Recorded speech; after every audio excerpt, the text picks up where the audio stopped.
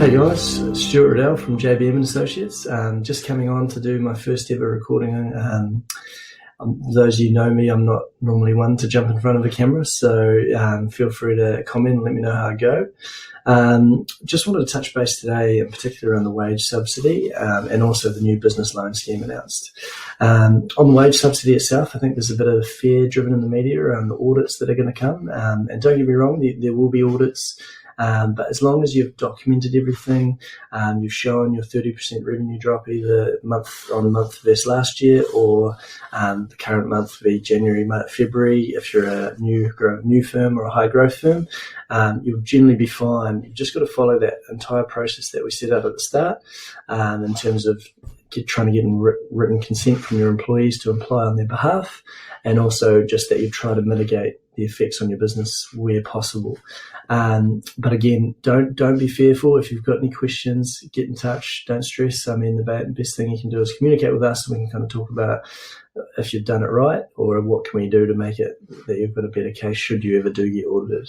But very unlikely that you have done it wrong if you followed the process. So the other thing I wanted to just mention about the wage subsidy is we had a potential client call the other week, husband and wife team with a few employees. They claimed for the husband plus the employees. So got that was all fine. They showed the 30% drop, but they didn't claim for the wife. Now, they hadn't allocated her salary in the past, and they didn't think that she did the work for the business to be qualifying for the wage subsidy. But kind of went through the scenario. They hadn't finished 2020 financials yet, would be very impressive if so. So we said, well, actually, she's doing work. It's better for tax. We'll allocate her a salary for the 2020 for all the payroll, billing, kind of all the superhero work behind the scenes that we see. And then we can then apply for the wage subsidy as well. So the big thing was we went through the hours she actually did, and it kind of made silly that we hadn't allocated a salary before. If she did over 20 hours, so instead of having just the $7,000 to top up their other employees, pay rent, pay for their food, pay for their household bills, pay for their kids, we now had $14,000. So definitely a huge help. And don't ever see, if you're in the same situation, you've only done one, don't see it as kind of a handout. I think you've got 12 weeks to kind of fund, because even if your business starts up in level 3, you're probably not going to have the rush of cash flow that a McDonald's or so would have in this sort of thing. So there's going to be a time lag, and you're going to need the cash flow to keep you going. That leads into my quick next point on the business loan scheme. So they've just announced it. They haven't got full details yet, but basically $10,000 per each firm as long as they meet the same criteria, and it's the criteria understanding of the wage subsidy, plus you have to be a viable business.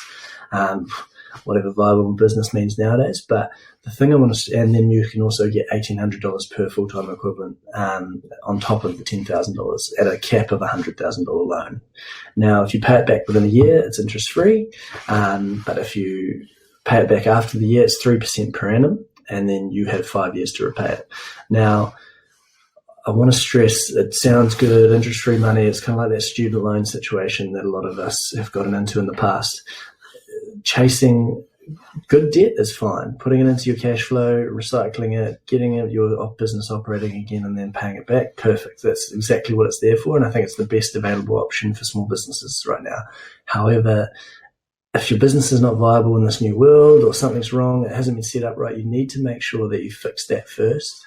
And using this money to fix that is fine, but you don't want to end up at the other side where your business fails and you've got this extra $10,000 out of your equity in your home or whatever it is that you've kind of thrown away.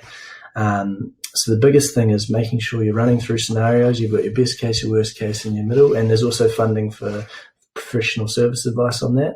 Not just us, there's other providers as well. I'm not plugging us there. But if you ever have any questions, we don't charge for calls or anything like that. I'm not the kind of guy who can narrate 6 minutes of his time.